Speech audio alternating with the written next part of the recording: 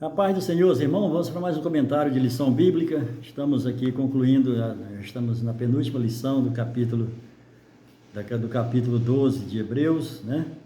A carta aos Hebreus tem 13 capítulos, nós estamos no capítulo 12, na lição de número 9. E a lição de número 9 traz por título Olhando para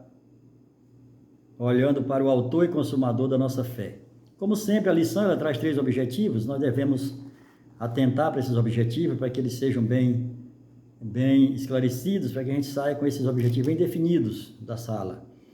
O primeiro é ressaltar o valor da perseverança. Perseverai na doutrina dos apóstolos, né?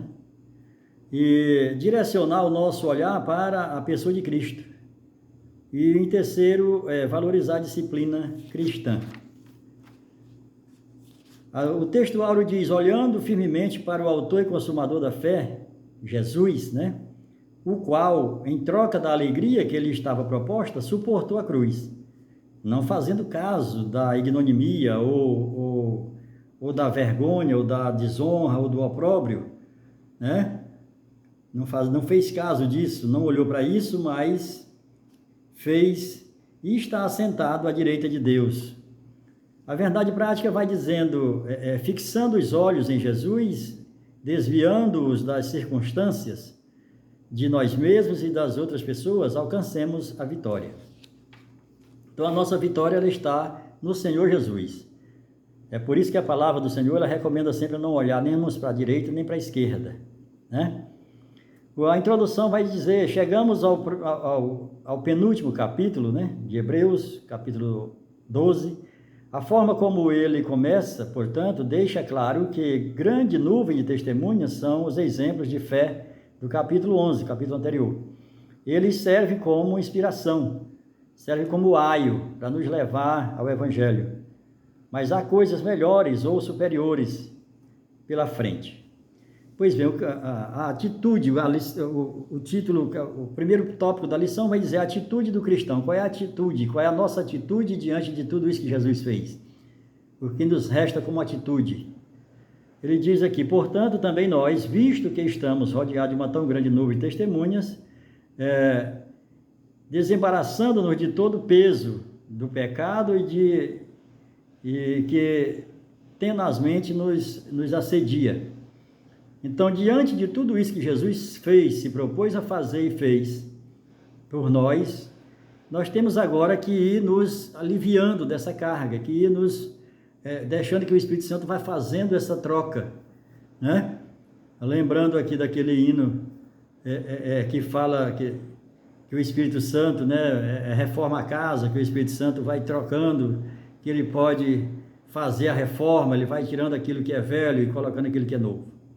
Pois bem, no segundo tópico do primeiro ponto, vai dizendo, correr a carreira que nos está proposta. Corramos com perseverança a carreira que nos está proposta. Seguindo a metáfora, né, escolhida, o escritor sagrado vai nos lembrar do valor da perseverança. Nenhuma pessoa que conheça minimamente um pouco sobre Jogos Olímpicos, sobre esporte, né? E aqui eu discordo um pouco do autor, porque nós não devemos entrar por esse lado do esporte, quando se fala de perseverança. Porque o nosso caso, ele vai além. Nós devemos olhar para os nossos antepassados, que perseveraram na fé, no caso de Jó, no caso de Jó, no caso de Abraão, né? E de José, e muitos outros, e nós mesmos.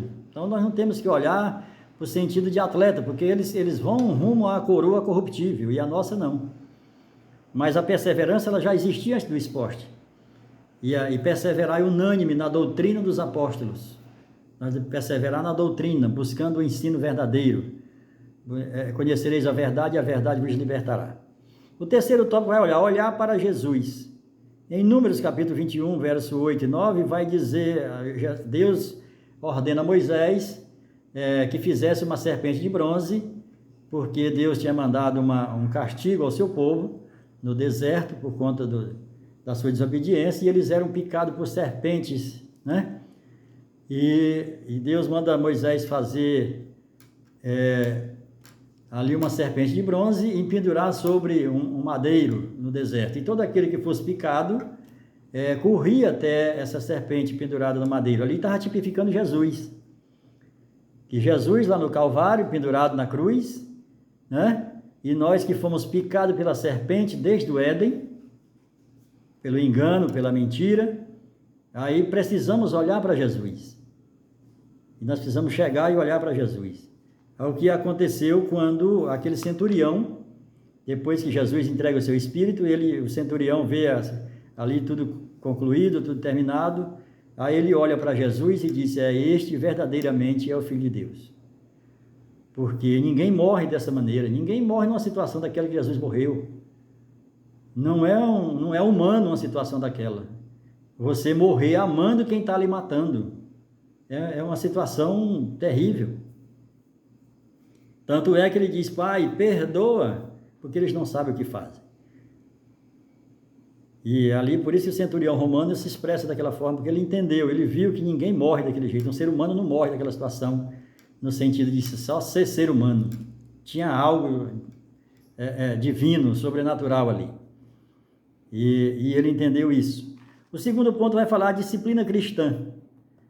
No versículo 11 do capítulo 12 de Hebreus, vai dizer que a disciplina ali no momento, ela não parece ser boa. Né? Nós, como filhos, nunca vamos gostar de ser disciplinados, né? De passar pelo cipó, pelo cinto, no caso da minha geração. Mas no final, depois, o fruto dela é de honra, né? Então, aqui, visando o seu propósito de incluir ânimos aos leitores, o escritor agora se volta para outro argumento. Vocês se esqueceram do que a palavra fala sobre os filhos, né? Não seria toda essa provação uma tentativa especial de Deus para aperfeiçoar vocês? Há 3 argumentos para eles aceitarem a correção. O primeiro, Hebreus 12, 5. Estais esquecidos das exortações que, como filhos, discorre convosco? Filho meu, não menospreze a correção. Né? Então aqui, só corrige quem é pai, só corrige quem é provedor. Né? Se você é provedor, se você é pai, você pode corrigir. O segundo ponto, ele vai dizer... A prova que somos amados. Qual é a prova que somos amados? É que somos disciplinados. O apóstolo Paulo ele vai deixar isso bem claro quando está ensinando ali a ceia, acerca da ceia, ele vai dizer que quando nós olhamos para nós mesmos e nos encontramos devedores, né? E aí somos passados por disciplina. Somos disciplinados para não sermos condenados com o mundo. Nós somos ensinados na ceia do Senhor, nós somos ensinados que quem deve ceiar é quem não pecou durante o mês, e isso é impossível. Na realidade, quem é para sentar na mesa é quem se examina a si mesmo e nunca vai se achar correto. Senão você não está apto a sentar. Você está apto a sentar na mesa quando você examina a si mesmo e você se encontra devedor, indigno, né? Foi assim que aconteceu quando o profeta Samuel vai ungir um dos filhos de Jessé. Quando chega lá, os que se achavam dignos estavam todos dentro de casa, mas o Senhor não escolheu nenhum, porque aos seus próprios olhos eles eram dignos. Mas aí quando Samuel fala com Jessé e diz: acabou teus filhos? Ele disse: não, ainda resta um menor que está no campo apacentando as ovelhas, pois nós não nos assentaremos à mesa enquanto ele não chegar. E ele era indigno, ele era o filho bastardo, ele não era irmão dos outros que estavam ali, ele era filho de uma outra mulher. E então, quando o profeta manda chamar, e aí ele vem. E, inclusive, Davi se achava também indigno. Ele nunca tinha comido naquela mesa, sentado naquela mesa, junto com seus irmãos, com aquela família. Mas ali está provando que quando você se julga a si mesmo e o resultado é negativo, que você é impróprio, que você é indigno, que você é culpado, aí sim você é convidado a sentar na mesa. O terceiro subtópico visa um nobre propósito. Qual é o nobre propósito? pois eles não nos corrigiram, os nossos pais na carne nos corrigiram por um pouco tempo. Depois que chegamos à idade adulta, cessou a correção. Agora é só através de conselho, de conversa, né? Mas a correção em si, na disciplina, ela é só enquanto a gente é menor de idade, enquanto é menino. E assim também Deus conosco. Nós somos herdeiros de tudo que Deus é e de tudo que Deus tem. Co-herdeiro com Cristo. Só que Deus não vai entregar a nossa herança nas nossas mãos porque somos meninos na fé. Precisamos crescer em graça e conhecimento até atingir a estatura de varão perfeito. E, no entanto, nós precisamos correr com isso, buscar, mergulhar na palavra, pedir ao Espírito Santo que nos ajude. E tem muitos crentes que não estão crescendo, que não estão desenvolvendo. Continua sendo menino. O apóstolo Paulo mesmo disse, olha, eu vim com alimento sólido, mas eu não posso dar esse alimento sólido para vocês. Eu vou ter que voltar e dar o leite. Porque vocês não cresceram, vocês não andaram, vocês não progrediram. E é assim que está a igreja hoje. A igreja, ninguém quer progredir, ninguém quer ler a palavra, ninguém quer mergulhar, ninguém quer aprender, ninguém quer investir tempo, investir dinheiro para se aprender, para buscar mais conhecimento. E aí fica menino na fé.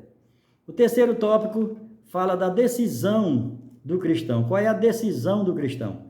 A decisão é de ser santo, primeiro. A segunda é valorizar as coisas espirituais. E o terceiro é não rejeitar a oferta de Deus. Então, esse primeiro aqui é ser santo.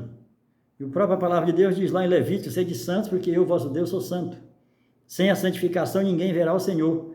Nesse versículo aqui que está, seguir a paz com todos e a santificação, sem a qual. E às vezes é comum a gente emendar isso aqui. Aqui está falando de duas coisas. Está falando da paz e da santificação. A gente não vai ver o Senhor sem a santificação, não tem nada a ver com a paz. Até porque a palavra de Deus diz que quando depender de vós, tem de paz uns com os outros. Ou seja, quando depender, ou seja, nem sempre dá certo.